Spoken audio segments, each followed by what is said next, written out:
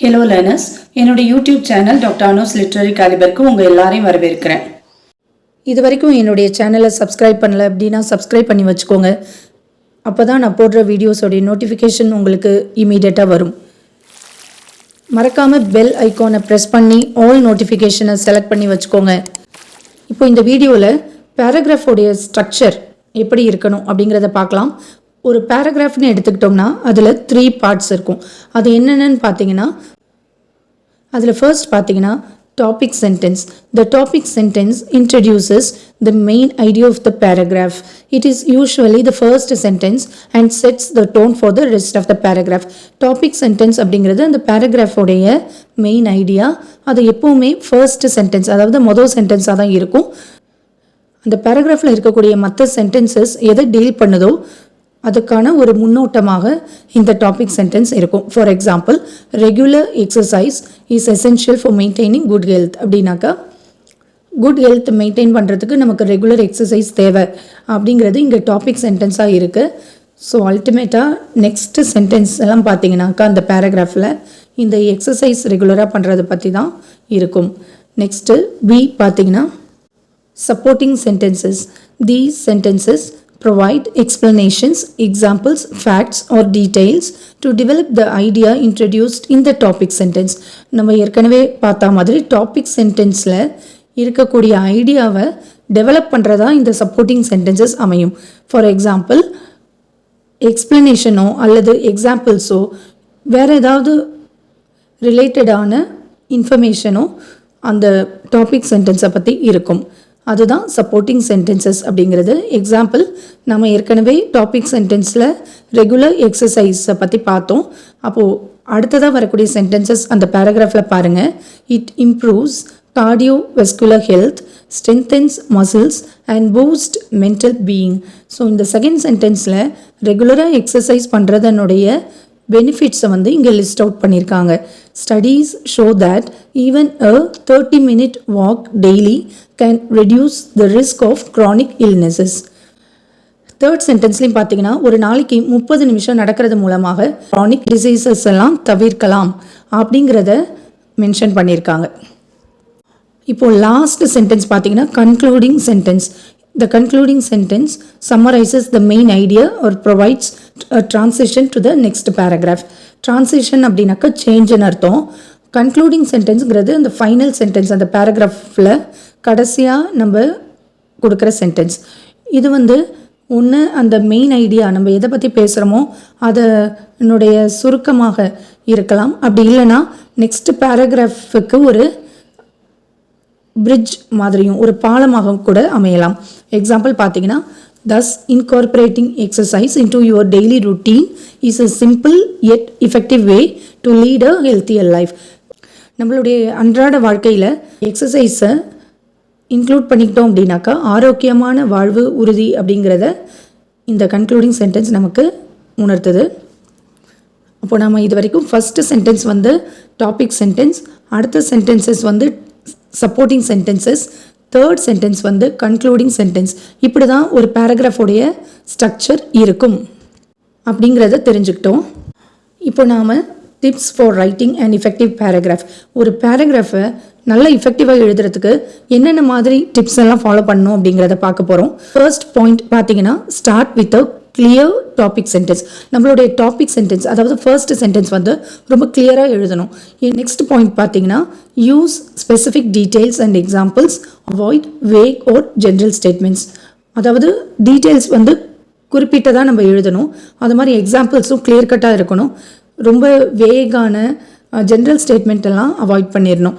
Maintain logical flow, use transitions to connect sentences.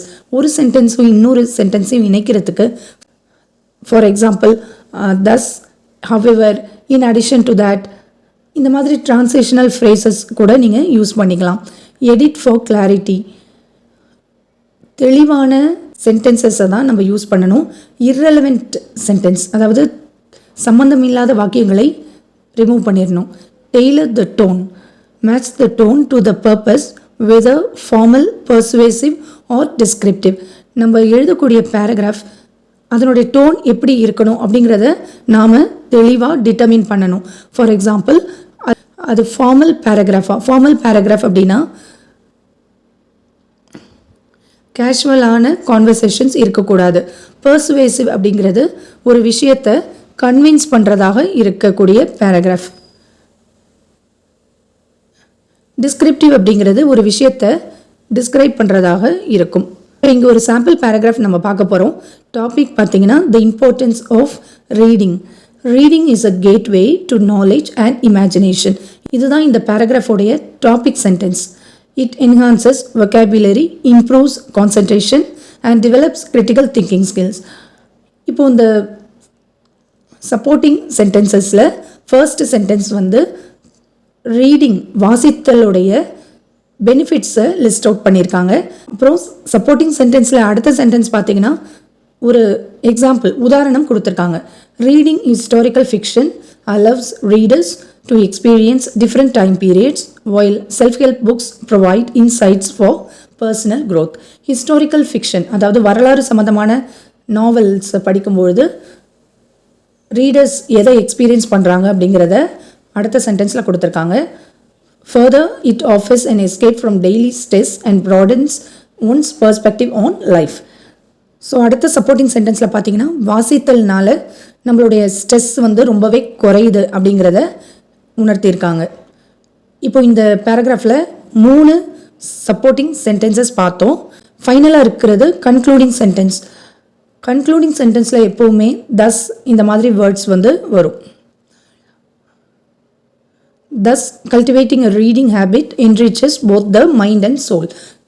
So நம்மளோட mind, soul இதெல்லாமே ரொம்ப என்ரிச்சாக இருக்கும் இந்த வாசித்தல் பழக்கத்தை ஏற்படுத்தி கொண்டால் அப்படிங்கிறத இங்கே கன்க்ளூடிங் சென்டென்ஸாக கொடுத்துருக்காங்க.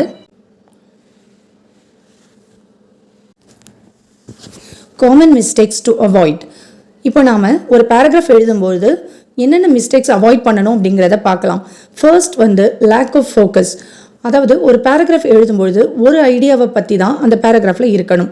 ஓவர்லோடிங் வித் இன்ஃபர்மேஷன் அப்படிங்கிறது கூடவே கூடாது. அதாவது நிறைய பாயிண்ட்ஸை ஒரே பேராகிராஃபில் எழுதுறதை அவாய்ட் பண்ணிக்கணும். தேர்ட் பாயிண்ட் பார்த்தீங்கன்னா ரெப்படிஷன் இருக்கவே கூடாது. ஒரே ஐடியாவையே வேறு வேறு வேர்ட்ஸில் ரிப்பீட் பண்ணிக்கிட்டே இருக்கிறத தவிர்க்கணும். Ignoring transitions. ஒரு கொஹிரன்ஸ் இருக்கணும். கோர்வையாக ஒரு பேராகிராஃபில் இருக்கக்கூடிய பாயிண்ட்ஸ் இருக்கணும் அப்படின்னா ஒரு பேராகிராஃபில் ஒரு 4-5 சென்டென்சஸை வந்து நம்ம கோர்வையாக எழுதணும் அப்படின்னா லிங்கிங் வேர்ட்ஸ் நாம் யூஸ் பண்ணணும். லிங்கிங் வேர்ட்ஸுங்கிறது நான் ஏற்கனவே சொன்ன மாதிரி however, in addition to that இந்த மாதிரி வேர்ட்ஸை நம்ம யூஸ் பண்ணணும். Conclusion. Paragraph writing is thus an essential skill that enhances communication and writing abilities. Paragraph writing அப்படிங்கிறது ஒரு அருமையான ஸ்கில். அதை வளர்த்துக்கிட்டோம் அப்படின்னா நம்மளுடைய கம்யூனிகேஷன் அது மாதிரி ரைட்டிங் எபிலிட்டிஸ் எல்லாமே கண்டிப்பாக இன்க்ரீஸ் ஆகும். By understanding its structure and practice regularly we can master the art of paragraph writing. ஒரு பேராகிராஃப் ரைட்டிங்கை நம்ம நல்லா மாஸ்டர் பண்ணிக்கணும் அப்படின்னா இதனுடைய ஸ்ட்ரக்சர், ஒரு பேராகிராஃபோடைய ஸ்ட்ரக்சர் எப்படி இருக்கணும் அப்படிங்கிறத கரெக்டாக நம்ம அண்டர்ஸ்டாண்ட் பண்ணிக்கணும். ரெகுலராக நிறைய வாட்டி நம்ம ப்ராக்டிஸ் பண்ணுறது மூலமாக இந்த ஸ்கில்லை நம்ம கண்டிப்பாக டெவலப் பண்ணிக்க முடியும். இது வரைக்கும் நாம் இந்த வீடியோவில் பேராகிராஃப் அப்படின்னா என்ன அப்படிங்கிறத பற்றியும் இதனுடைய முக்கியமான ஃபீச்சர்ஸ் பற்றியும் ஒரு பேராகிராஃபோடைய ஸ்ட்ரக்சர் எப்படி இருக்கணும், அது எப்படி topic sentence, supporting sentence, concluding sentence அப்படின்லாம் எப்படி பிரிக்கிறோம் அப்படிங்கிறதையும் ஒரு சாம்பிள் பேராகிராஃபோட பார்த்துருக்கோம். அது மட்டும் இல்லை, என்னென்ன டிப்ஸ் நம்ம ஃபாலோ பண்ணணும், என்னென்ன மிஸ்டேக்ஸ் அவாய்ட் பண்ணணும் ஒரு பேராகிராஃப் எழுதும்போது அப்படிங்கிறதையும் இந்த வீடியோவில் பார்த்துருக்கோம். இந்த வீடியோ உங்களுக்கு ரொம்ப பெனிஃபிஷியலாக இருக்கும்னு நான் நம்புகிறேன்.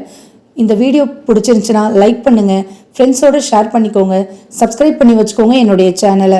அப்போ தான் நான் போடுற எல்லா வீடியோஸோடைய நோட்டிஃபிகேஷனும் உங்களுக்கு அப்பப்போ வரும்.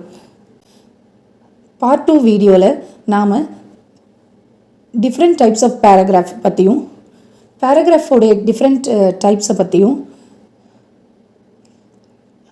என்னென்ன டெக்னிக்ஸ் எல்லாம் நம்ம யூஸ் பண்ணலாம் ஒரு நல்ல பேராகிராஃபை எழுதுறதுக்கு அப்படிங்கிறதையும் பார்க்கலாம். Happy learning.